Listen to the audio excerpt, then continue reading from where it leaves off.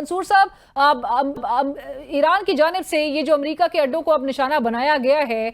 बावजूद इसके कि अमेरिका को ये खदशात थे और अमेरिका बार बार कह रहा था कि अमेरिका ईरान की जानिब से यूएस बेसिस को निशाना ना बनाया जाए, ये हमें रिटेलिएशन क्या बता रही है जो ईरान ने जिस तरीके के साथ अब रिस्पॉन्ड किया है? देखिए कि ईरान ने जो अपना राइट टू रिप्लाई है वो इस्तेमाल किया है और अमेरिका की इस मुतालबे को तो यकीन उन्होंने खातिर में नहीं लाना था कि उनकी बेसिस को अटैक ना किया जाए, जबकि ईरान की तमाम के तमाम स्काई से लेके उनके न्यूक्लियर इंस्टॉलेशन तक जो हैं इसराइल और अमेरिका के निशाने पर हैं। और वो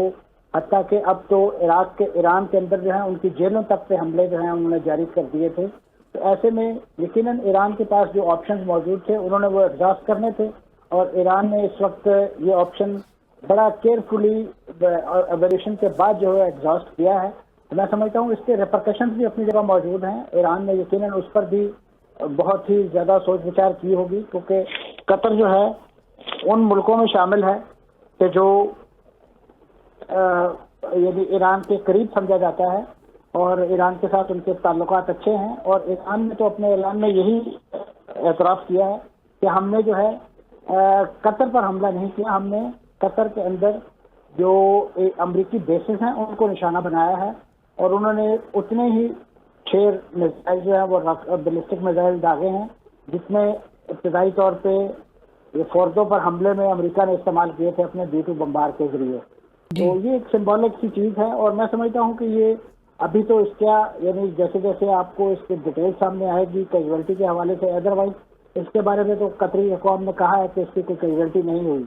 लेकिन ओवरऑल ज़ाहिर है ये एक कतर ने इसको डिप्लोमेटिक लैंग्वेज में कंडेम भी किया है और अपना राइट टू रिप्लाई रिजर्व रखने की भी बात की है। बिल्कुल। तो एक लिहाज से कशीदा सूरत हाल तो मौजूद है, लेकिन उससे जो ज़्यादा तशवीशनाक बात है वो इराक पर हमला है। इराक पर जो बेस है उस पर हमला, क्योंकि वो बुनियादी तौर पर उस इराकी हुकूमत के बड़े अरेंजमेंट के तहत वहाँ पे बेस मौजूद थी। वो इराक की फौज को ट्रेनिंग के लिए वहाँ पे मौजूद थी और वो एक बड़ा ही डिफेंस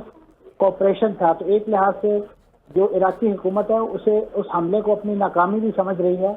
लेकिन वहाँ पे जो ईरान नवाज मलेशियाज हैं वो इस पर बड़ी जुबिलेशन का इजहार कर रही हैं कि ईरान ने रिस्पॉन्ड करके उनकी स्ट्रेंथ को मजबूत किया है और उनके पास एक जवाब आ गया है कि वो इन बेसिस को या इस तरह के टारगेट्स को इन फ्यूचर भी जो है वो निशाना बना सकते हैं।